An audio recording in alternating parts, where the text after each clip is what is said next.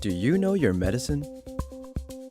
Weed Maps and SC Laboratories bring you an educational series on the science of clean and safe cannabis. Today's cannabinoid profile is on Delta-9 Tetrahydrocannabinol.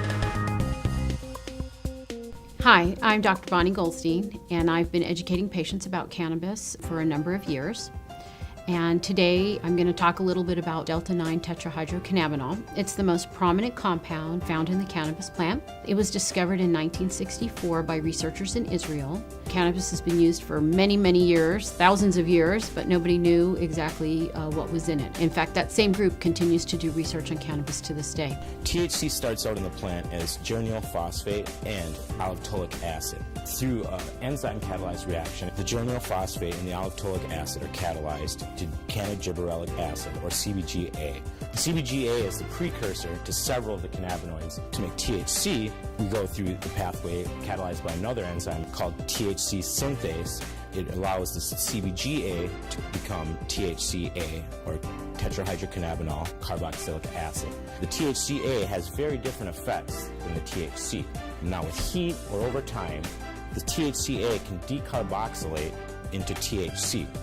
This carboxylic acid renders this compound virtually non-psychoactive. And what's interesting about THC, or Delta-9 THC, is that it has so many different effects on humans. And in about the 1990s or so, it was found that humans have cannabinoid receptors, and there have been two identified, CB1 and CB2. And THC binds to these receptors, causing a change in the function of the cell where it's binding. So what are some of the effects or changes that we see with THC? THC is well known to turn off nausea. It turns off the vomiting.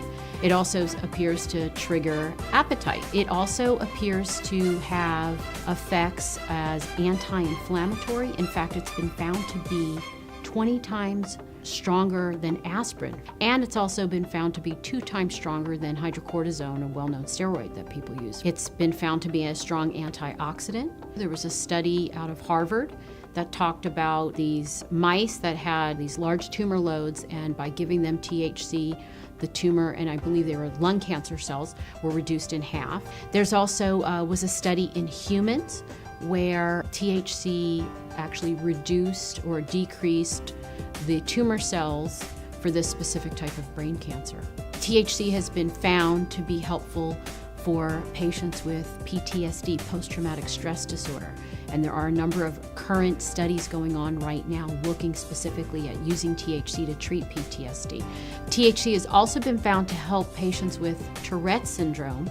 And Tourette's is very difficult to treat overall because the medications that can help often have very significant side effects, especially in young people. And so THC was studied, and they found that the patients had overall less tics and less urges. SC Labs tests for THC using an HPLC, also known as a high-performance liquid chromatograph. There's basically 2 methods out there to test for THC in cannabis. Some people use an HPLC, other people use a GC. The problem with the GC, or gas chromatograph, is that the process actually heats the cannabis up and measures it based on the boiling point of the different constituents in the resin. Picture trying to weigh a piece of paper by setting it on fire and placing it on a scale. Problem with that is you're going to lose some of your sensitivity because the paper is changing as you're actually trying to measure it. So that's why we choose to use HPLC to test for THC and all the other cannabinoids.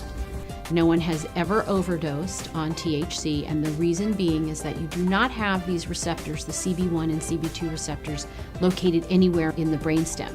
The brainstem controls breathing and heart rate. If the THC doesn't bind in that area, it cannot change or turn off, similar to things like opioids. And so we do not see that with THC. Usually a, quote, overdose of THC causes a patient to have excessive anxiety. They have a sense of what's called perceived harm. They think something bad's gonna happen to them. They're really in no medical danger.